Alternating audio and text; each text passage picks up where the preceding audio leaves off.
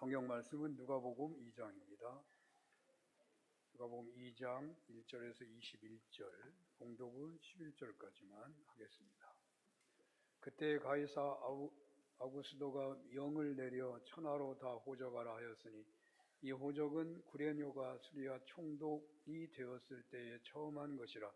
모든 사람이 호적하러 각각 고향으로 돌아가매 요셉도 다윗의 집 족속이므로 갈릴리 나사렛 동네에서 유대를 향하여 베들레헴이라 하는 다윗의 동네로 그 약혼한 마리아와 함께 호적하러 올라가니 마리아가 이미 잉태하였더라. 거기 있을 그때에 해산할 날이 차서 첫 아들을 낳아 강보로 쌓아서 그 위에 뉘었으니 이는 여관에 있을 곳이 없음이로라. 그 지역의 목자들이 밤에 밖에서 자기 양떼를 지키더니 주의 사자가 곁에 서고 주의 영광이 그들을 두루 비침에 크게 무서워하는지라. 천사가 이르되 무서워하지 말라. 보라, 내가 온 백성에게 미칠 큰 기쁨의 좋은 소식을 너희에게 전하노라. 오늘 다윗의 동네에 너희를 위하여 구주가 나셨으니 곧 그리스도 주시니라. 아멘. 네, 오늘 특별한 날이 되어버렸네요. 삼복성탄이라는 제목으로 주님의 말씀을 증언하겠습니다. 오늘 6월 마지막 날인데요. 이제 본격적으로 무더위의 시작인 7월이 내일입니다. 지구촌 곳곳이 살인적인 더위로 사망하는 경우가 속출하고 있는데, 얼마 전 모 종교의 그 이슬람교죠, 성지순례 한다고 했는데 1,300명이 죽었다고 그러더군요. 작년에 사망자가 200명이었다는데 6배가 넘은 숫자가 죽었답니다. 우리나라는 지금 장마가 있어서 좀 선선한 감이 있지만 얼마 전 많이 뜨거웠었다, 아열대성 기후가 되었다라는 얘기들을 합니다. 그렇지만 오늘 기관 특별활동, 지금도 음식 준비하느라고 땀을 뻘뻘 흘리고 계시는데, 기관 특별활동으로 모여서 여름 보양 음식이라도 예수님 모시고 함께 나누신다면, 오늘 주어진 본문이 예수님 탄생에 대한 기록이 되었으니까 성탄절에 절망하던 자들이 소망을 찾고 기력을 잃은 자들이 새 힘을 얻었던 것처럼 폭염 속에서 성탄을 맛보는 그런 은혜가 각 기관들마다 있었으면 좋겠습니다. 저는 여호사 선교회라고 하는 선교단체를 결성할 때 함께 했었고, 초기부터 지금까지 한 30년간 하고 있는데, 이제 막 여호사 선교회가 출발되었을 때, 그때는 선교사 파송을 하기 전이었습니다. 몇 년 후에 지역교회와 삼작교회 2명의 선교사를 파송했었는데, 그 전에 이제 알아보기 위해서 인도를 간 적이 있습니다. 인도에 파송할 마음이 있었었는데 실패를 했고요. 근데 한 30년 전쯤 되는데, 그때 인도 갔을 때 11월 달에 갔었습니다. 11월 중순쯤 됐는데, 캘커타 지역이 아니고 마드라스, 인도 남부를 갔었습니다. 엄청 덥더라고요. 그 마드라스에 어디 갈 만한 곳이 있나 하고 찾아봤는데 도마 유적지가 있더라고요. 깜짝 놀랐어요. 도마가 여기서 순교했나? 도마 유적지가 있다고 해서 가봤는데, 마드라스 지역에 제2의 도시가 마드라스거든요. 꽤 큰 도시인데 남산 많은 산이 하나 있었고, 그 산 위에 도마 성지가 있다는 거예요. 그래서 그곳에 올라갔었습니다. 올라가는데 이렇게 막 꼬불꼬불해서 올라가는데 12제자 상이 이렇게 꼬부라지는 데마다 하나씩 만들어 놨더라고요. 이렇게 쭉 올라가는데 꼭대기에 도마의 무덤이 있다는 거예요. 저는 잘 안 믿어져가지고 그냥 써진 것만 보고 왔습니다. 믿는 사람이 있고 안 믿는 사람이 있고 그래요. 그러나 도마가 순교한 건 사실이죠. 근데 그곳에서 정말 순교했냐, 그런 거는 역사적 그런 고증이 좀 부족하지 않나 싶어요. 그런데요, 11월 달인데 11월 중순쯤 달인데 성탄절 준비를 하고 있더라고. 필리핀에도 가봤습니다만은 필리핀 성탄절이 참 궁금했는데 영 이상해. 보통 그런 나라들, 유럽 같은 나라들은 성탄절이 한 달 전부터 시작되더라고요. 언제나 뭐 우리는 좀 늦게 시작하는데 거의 뭐 대림절이 뭐 성탄절 시작이더라고요. 그러니까 성탄을 준비하는데 이게 더워가지고 이거 성탄절이 되겠나 얼마나 어색했는지, 더위에 무슨 성탄절, 그런 어떤 예수 탄생의 기쁨을 나눌 수 있을까? 소외된 사람들에게 사랑을 나누는데 그게 좀 잘 될까? 그런 거 생각해 보니까 우리나라가 복 있는 나라예요. 추우면 소외된 사람 생각하기 쉽잖아요. 그래서 어떤 그런 어색했던 기억이 생생한데요. 오늘 저는 강해 선교를 하기 때문에 이 본문이 오늘 본문으로 왔는데, 성탄절 본문이란 말이죠. 성탄절 설교를 얼마나 많이 들었습니까? 뛰어넘으려다가, 뛰어넘는 게 맞는가? 뛰어넘으려다가 마침 더우니까 삼복 성탄이라고 해서 설교해도 되겠다, 그런 생각을 하고서 이렇게 삼복 성탄 제목으로 말씀을 전하게 되었습니다. 성탄의 중요한 의미는 하나님께서 인간이 되어 세상에 오셨다는 것입니다. 그런데 이 성탄이 되기까지 많은 시간이 지나죠. 전체적인 역사의 기록은 뭐 인류 역사의 기록이 안 된 역사가 더 많으니까 창조부터 주님 오시기까지 그 기간은 정확하게 알 수 없지만, 원 역사를 끝내고 아브라함의 역사부터 우리가 생각해 본다면 그래도 상당히 긴, 거의 2000년이라는 세월이 지나갔죠. 그 긴 역사 속에서 주님 오시기 전까지 하나님은 아무것도 하시지 않은 것인가? 갑자기 우리가 성경이라고 하는 것이 하늘에서 뚝 떨어진 성경이 아니거든요. 하나님의 구원사도 아무 일도 안 하시다가 갑자기 그냥 예수님이 딱 오셔서 구원사를 시작하신 것이 아니거든요. 하나님의 창조가 확실하기 때문에, 우리가 하나님의 창조를 믿기 때문에 인간이 타락해서 하나님을 떠난 때부터 하나님은 인간을 향한 사랑의 손길, 구원의 손길을 계속 펼쳤다고 성경은 말씀하고 있거든요. 하나님은 에덴의 회복을 위해서 당신의 종들을 계속 보냈다는 것입니다. 그 대표적인 인물을 우리가 꼽는다면 아브라함이고 모세고 다윗이고 엘리야 같은 예언자입니다. 그리고 마지막에 아들을 직접 보내셨다는 겁니다.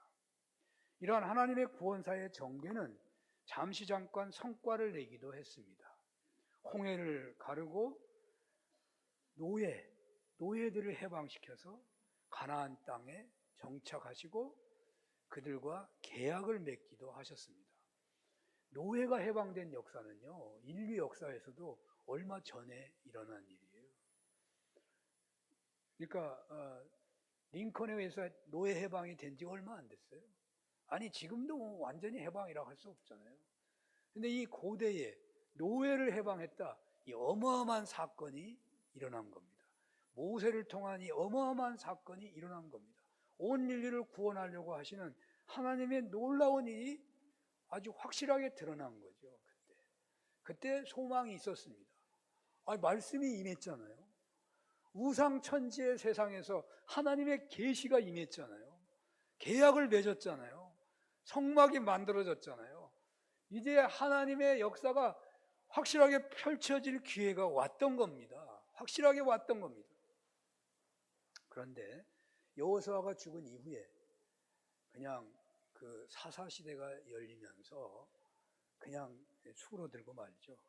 사사시대에 자기 소견대로 살아버리는 거죠.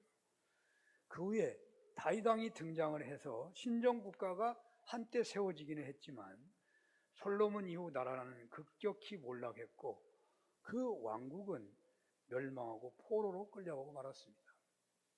왕국이 망하기 전후에 그리고 재건기에 그 절망의 때에 예언자들이 활동하면서 다윗의 후손으로 메시아가 오신다는 예언이 있었고, 그리고 500여 년이 지난 후에 예수님이 이 땅에 오신 겁니다.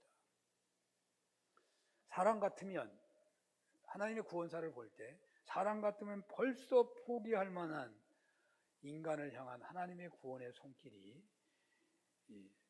포기되지 아니하고, 아브라함부터 역사만 하더라도 2000년 넘는 세월 동안 하나님은 한 번도 당신의 피조물을 포기하지 않으시고 더 나은 종들을, 더 적절한 종들을 계속 보냈다는 것입니다.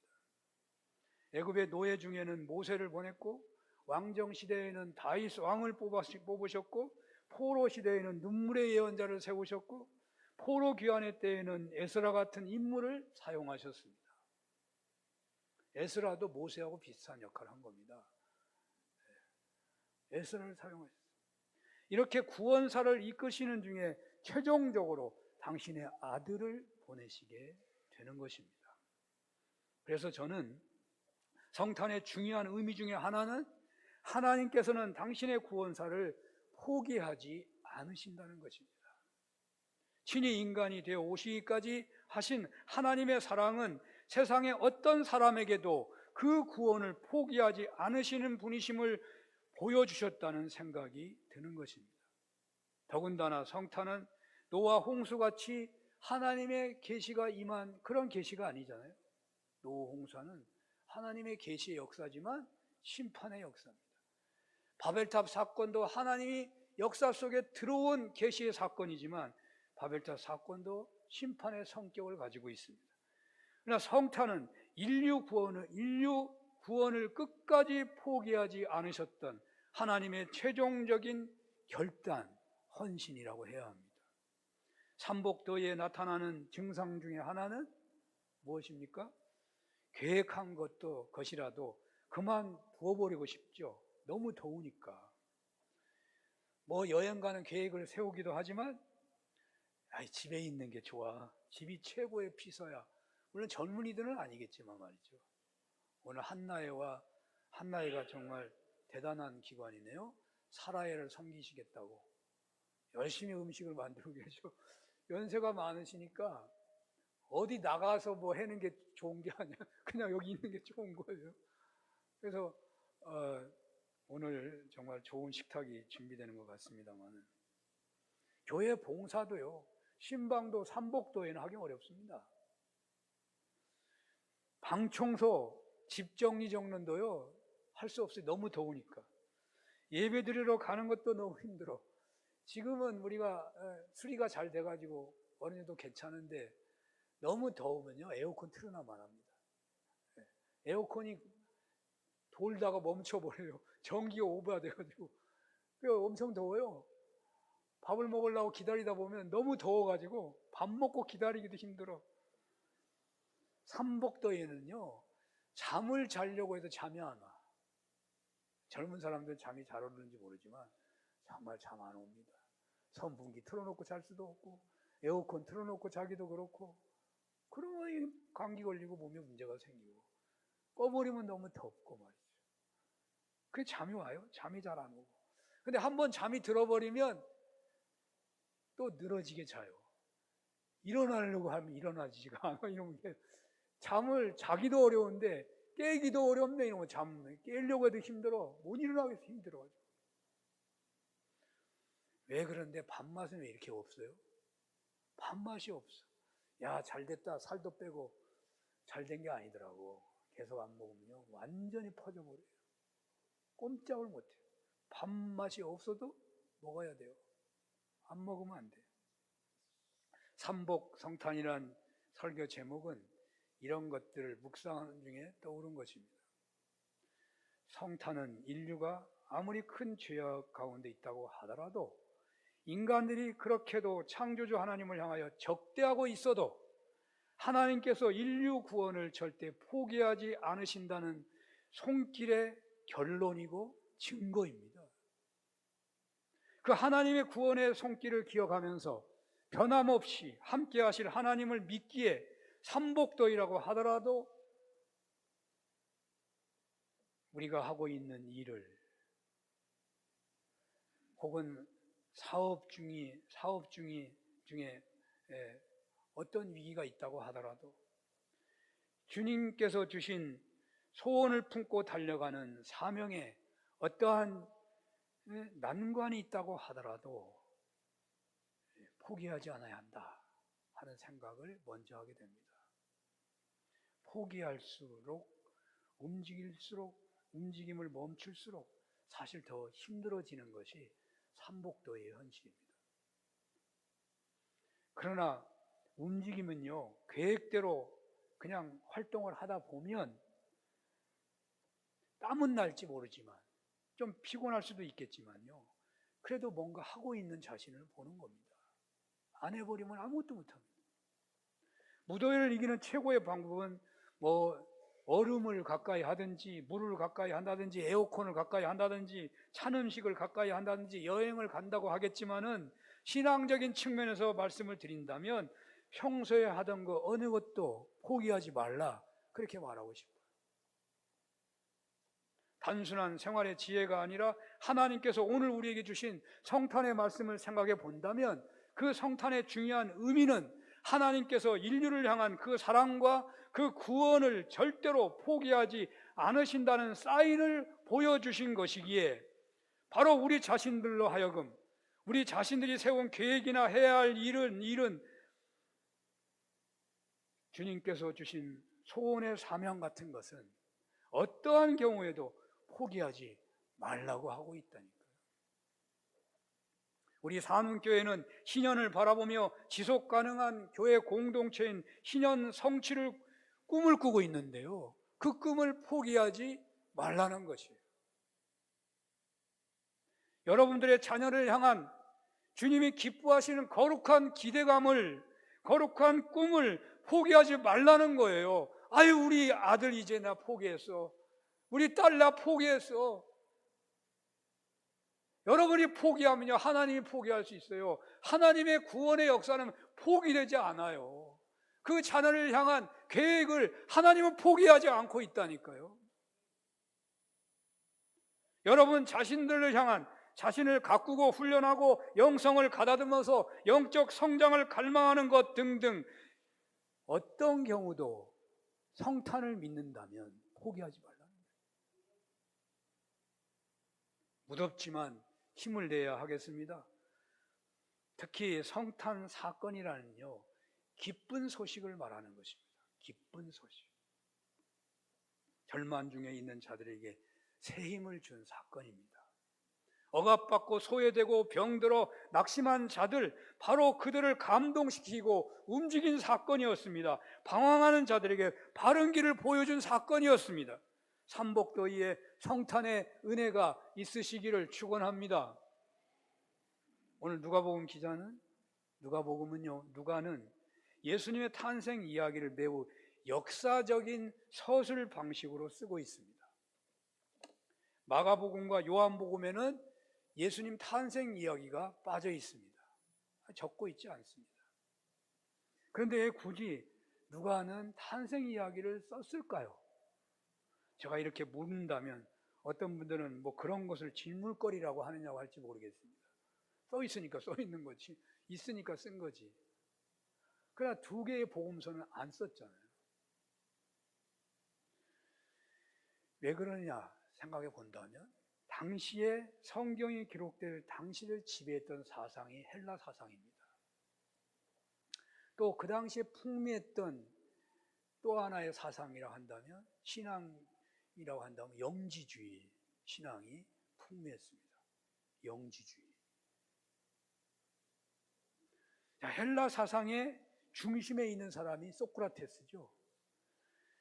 이 헬라 사상의 중심 내용 중에 하나는 육체는 죽지만 영혼은 죽지 않는다는 겁니다. 그 헬라 사상이 있어요. 이 헬라 철학이 기독교와 접목되고 있는 겁니다, 사실은요. 이 헬라 철학에 대한 믿음이 얼마나 소크라테스는 대단했던지, 그는 억울함 죽음조차도 자기가 죽음을 피할 수 있었다고 그래요, 얼마든지. 그러나 선택했다고 하는 그러한 주장들이 있어요.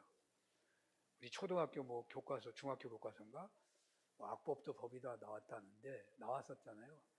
그때 막 애우고 그랬잖아요. 그거는 틀린 말이라고 들었군요. 요즘에 보니까 틀린 말이고, 틀린 말이라고 하더라도 분명한 것은 영혼은 결코 죽지 않는다는 확신이 헬라 사상에 있었어요. 자, 그런데 영지주의는요, 그보다 한 걸음 더 나갑니다. 세상의 모든 것을요, 선한 것과 악한 것으로 구분합니다. 영원한 것과 일시적인 것으로 구분합니다. 영지주의. 육체적인 것과 영적인 것을 구분합니다. 땅의 것과 하늘의 것을 구분합니다. 그리고 다 하늘의 것, 선한 것, 이런 것만이 선한 것이고 나머지는 다 악한 것입니다. 영지주의적 세계관으로 한다면요, 예수님은 태어나실 수가 없으십니다. 왜? 하나님이 인간이 되는 것이니까. 하나님은 선한 분이신데 선한 것이 인간의 육체를 가진다면 육체는 악한 것인데 그게 안 맞는 것입니다. 영지주의 교리가 완전히 틀어지고 맙니다. 자, 그런데요, 사실은 이 영지주의 생각을 그냥 딱 보면요, 너무 좋아요. 대한민국의 신앙인들이 대부분 이런 경향성을 가지고 있습니다. 너무 신앙이 좋은 거예요. 얼마나 좋아요. 세상은 악하고 하늘은 선한 거다. 일시적인 것은 악하고 영원한 것은 선한 것이다. 육체는 악하고 영은 선한 것이다. 이 얼마나 좋냐고. 그렇게 구분해갖고 살아야지 내가 신앙생활 잘하지. 그러니까 초대교회의 대부분의 신자들이 영지주의에 빠져버리는 거예요. 영지주의에 빠져요. 근데 이 영지주의가 이런 데서 문제가 생기는 거잖아요. 하나님이 친히 인간이 되어서 이 세상에 오신 것을 받아들일 수가 없어요. 육체는 악한 것인데.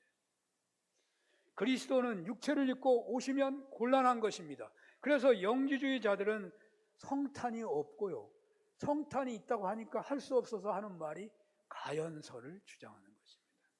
가짜로 오셨다. 환상을 본 거다, 사람들이. 진짜가 아니다, 그 말입니다. 예수님이 이 세상에 오신 공생애는 환상이지 진짜가 아니다. 예수님은 하나님께서 잠시 인간으로 오신 것이지 하나님이 인간이 된 것은 아니라는 것입니다. 이 말도요, 얼마나 은혜가 되는 말인지 아세요? 자세히 보면요. 예수님이 인간이 되면 어떻게 해요? 신이 아니지. 하나님이 인간 됐는데 그 신으로 받아들일 수 있어요? 받아들이기 어려워요. 그러니까 영지주의가 무서운 것입니다. 무서운 것이에요.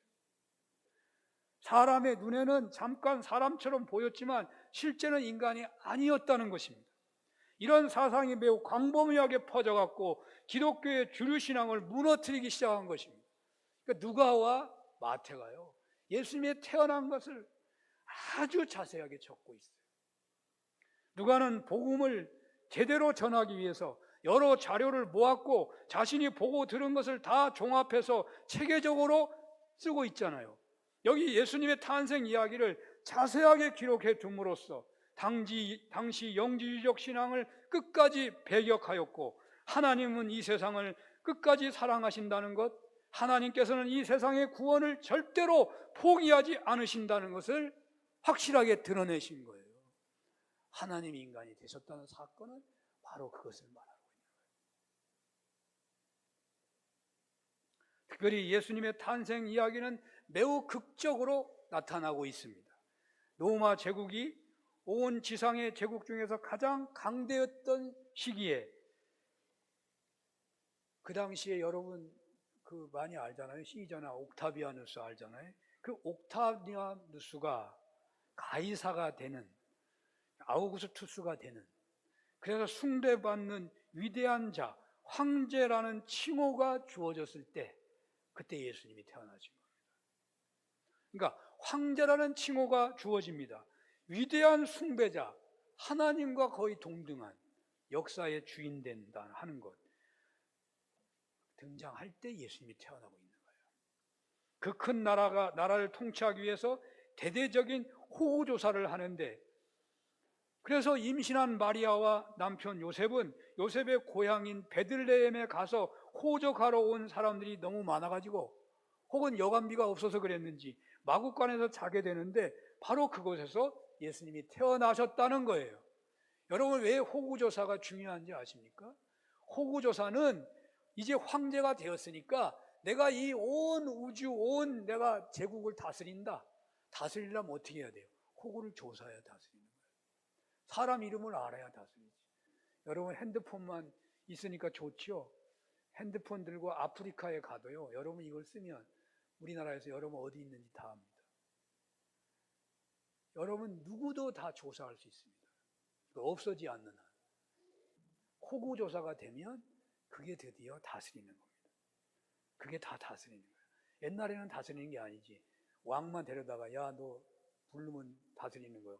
진짜 다스리는 게 아니에요. 사람 호구 조사를 다 하면 그게 다스리는 거예요. 그러니까 아우구스투가 되어서 황제가 돼가지고 이제 내가 명실상부한 세계의 제국의 황제다. 호구조사를 한 거예요. 호구조사 하는데 놀라웠고도 그때 예수님이 태어났다는 거예요. 참 놀라운 일입니다. 인류 최대의 제국의 최고왕이 등극한 때에 세상은 그가 치리하는 그 정치대로 움직이고 있었는데, 바로 당대 가장 낮은 자리인 작은 도시 베들레헴 마구간의 말구로 온 인류를 구원하실 만왕의 왕이 태어나시게 되었다는 것입니다. 누가는 가이사 아우구스투스가 인류 최대의 제국에 숭배받는 자가 된다는 것에 어떤 관심이 있는 것은 아니었습니다. 베들레헴 말구유가 인간이 태어날 수 있는 가장 낮은 자리이기 때문에 조사해가지고 복음서를 편집했다고 주장하는 사람이 있는데, 그런 이유가 전혀 없습니다. 그는 마리아와 요셉이 호적하러 베들레헴에 갔는데 사람들이 너무 많이 몰려와가지고 여비가 없었는지 여관이 부족했는지 알 수 없지만 마구간에서 자다가 예수님을 낳게 됐다는 거예요.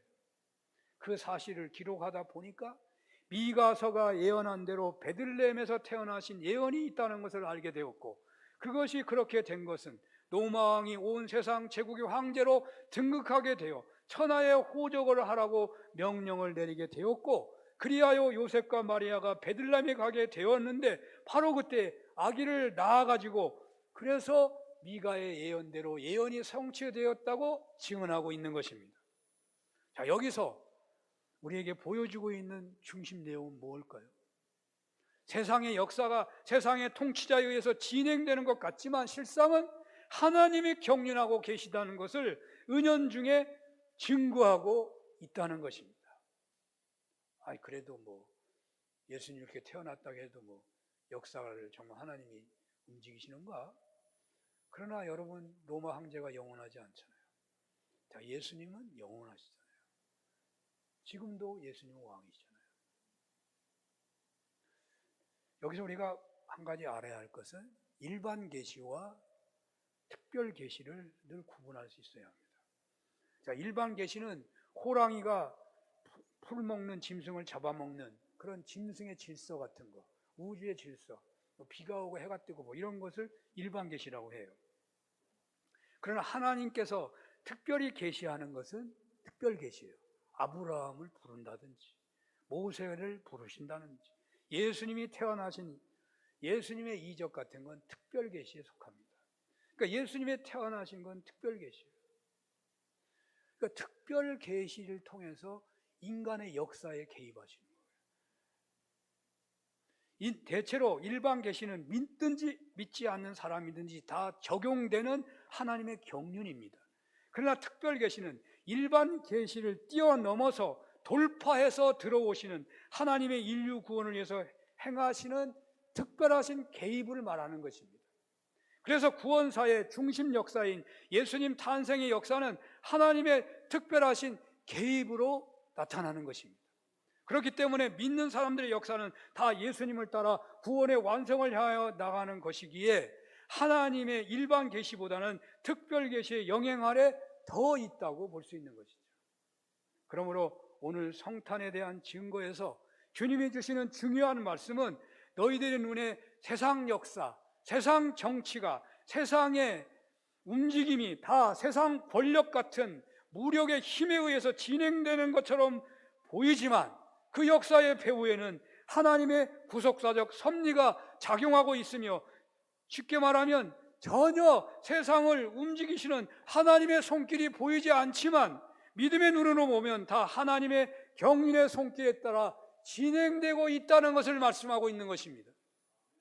하나님의 역사는 세상 역사의 주인이시고 여러분 한 사람 한 사람의 삶의 역사도 살피시고 섭리하고 계신다는 말씀입니다. 그러므로 하나님의 약속을 믿고 순종한다면, 그 약속의 말씀을 붙잡고 기도하신다면 하나님의 특별 계시로 함께해 주시고 응답해 주시는 그런 은혜가 있다는 것입니다. 삼복더위, 너무 더워 기력이 바닥이고 마치 눈앞에 안개가 껴있는 것처럼 답답하기 때문에, 그 자신의 답답함 때문에 하나님도 무능해 보일 수 있는데 온통 세상은 악인들 차지처럼 보일 수 있겠지만, 삼복 성탄의 제목 안에 성탄의 의미를 찾아볼 때에 주님께서는 세상이 세상 마음대로 되는 것 같지만 그렇지 않다고 말씀하시면서, 그러므로 어떤 그런 상황에서도 낙심하지 말고 역사의 주인이신 살아계신 하나님 붙잡고 그 약속 붙잡고 순종하고 더욱 기도하라고 말씀하시는 거예요. 끝으로 삼복더위를 맞은 성탄이라도 그 성탄의 중심 메시지는 언제나 같다고 해야 되겠죠. 하늘에는 영광이요 땅에서는 하나님이 기뻐하시는 사람들 중에 평화로라 하는 천사들의 찬양이 여기 본문에 있었어요. 제가 읽진 않았지만 이 찬양은 예수님 탄생에 대한 찬양입니다. 성자 하나님께서 인간으로 오신 것이 하나님께는 영광이고 이 땅에는 평화가 되었다는 것입니다. 성자 하나님께서 절대 순종으로 높고 높은 보좌를 버리시고 낮고 천한 자리에 오신 것은 하나님께 지극히 영광이 되었고 동시에 이 땅에 참된 평화가 임하게 되었다는 것입니다. 이 찬양은 예수님의 생애에 대한 예언이었고 예수님의 사명이기도 한 것입니다. 예수님은 모든 구원받은 자, 구원받을 자의 첫 열매이고 모델이십니다. 우리의 생애가 주님을 닮을 수만 있다면 최고의 생애가 되고 최고로 천국을 누리는, 샬롬을 누리는 복이 있다는 것이죠. 우리의 삶이 하나님께 영광이 된다면, 우리의 삶이 땅의 평화를 있게 한다면 얼마나 은혜가 있는 삶이겠습니까? 삼복더위 같은 현장에 있게 되면 자칫 신앙의 목표, 신앙의 목적을 망각하기가 쉬운 것이죠. 사람이 너무 더우면 자제력이 떨어져 가지고 도덕이나 예절에 벗어난 행동을 하기가 쉬워요. 훌떡훌떡 벗고 다니기도 쉽다고요. 불쾌지수가 올라가 인간관계가 더욱 나빠지기도 쉽습니다. 세상 현실이 마치 삼복더위 같아 가지고 우리의 신앙인이 정말 믿음대로 살기가 어려워요. 영원히 변치 않는. 그러나 우리 신앙인은 영원히 변치 않는 신앙의 목적이 있어요. 그것은 하나님께 영광이요 땅에는 평화인 것입니다. 주님이 보여주신 거예요. 오시면서 보여주신 거예요. 세상 권력자들이 권력에 취하여 제정신이 아닌 듯 행한다고 하더라도, 부익부 빈익빈의 심화가 되는 현실이라고 하더라도, 억울한 일이 많고 믿음대로 살려다 손해보는 현실이 많다고 하더라도, 그래서 주님 본받아 사는 삶에 지치고 낙심이 되어도 우리 신앙인의 삶의 목표는 분명해야 하는 것입니다.